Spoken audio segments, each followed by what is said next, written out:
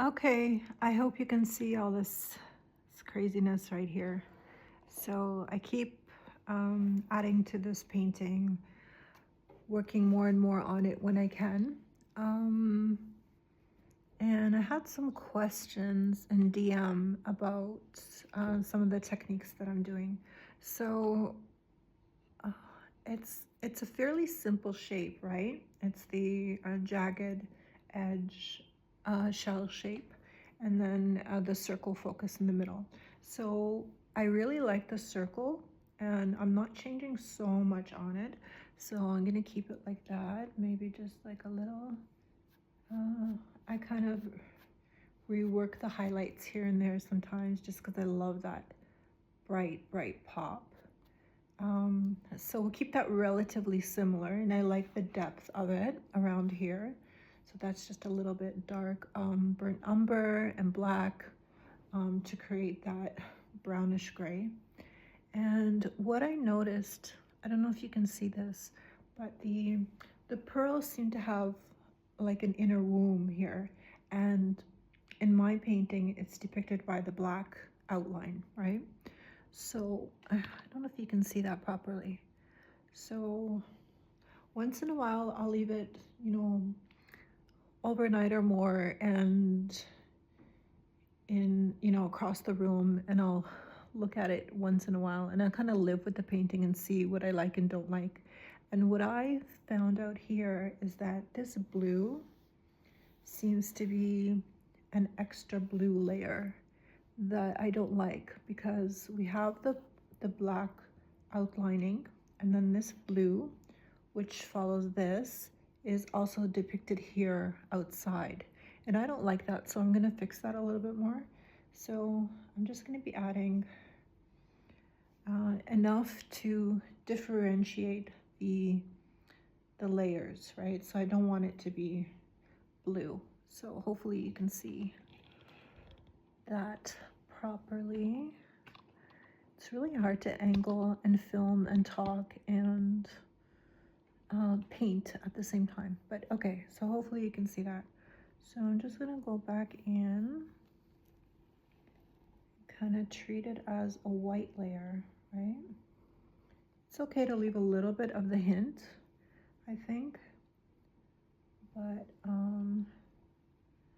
just literally changing that. My brush moves organically, somewhat intuitively, right? I'm not really overthinking it. I do overthink it when I leave it out to to dry, when I hang it out to dry, and when I leave it overnight or something, I overthink it at that point.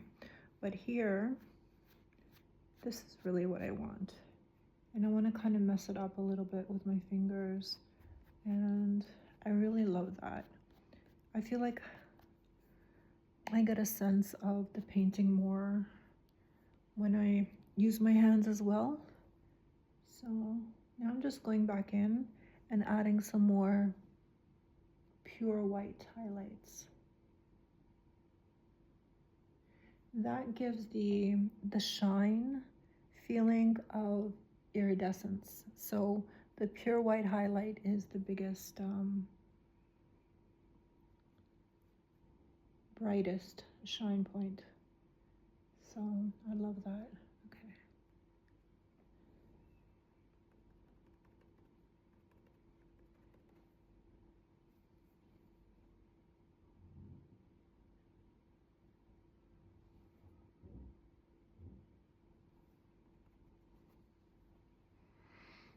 So it's almost fixed here now. So just to break it up a little bit, I'm gonna take some of this beigey skin tone color, and I'm knocking down the brightness of the white a little bit so I can create layers again and break up the white. So that's basically why I'm doing that. So I'm gonna go back into the same area and follow these layers, because we have them here, we have them here, we have them a little bit here. So I'm not introducing a totally new color, I'm just kind of following a pattern.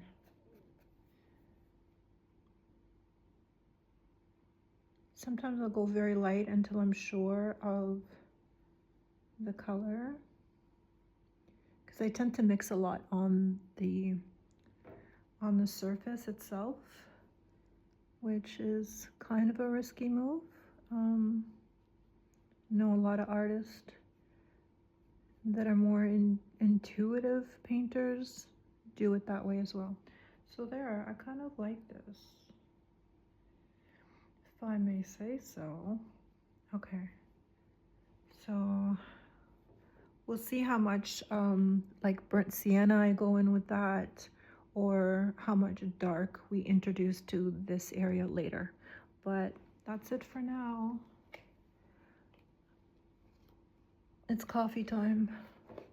So cheers.